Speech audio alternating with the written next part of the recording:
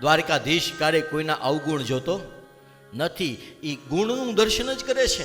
એટલા માટે જો આપણે દ્વારકાધીશને માનતા હોઈએ, જો આપણે પરમાત્માની અંદર પ્રીતિને ચિત્તને હેત રાખતા હોઈએ, તો આપણે કોઈના અવગુણ ન જોવાય.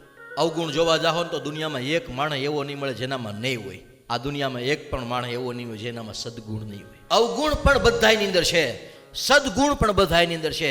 તમે જે જોવા માંગશો એ તમને મળશે. પછી એને જોયા પછી તમે નક્કી કરો કોનો સંગ કરવો છે, ક્યાં તમારું કલ્યાણ છે.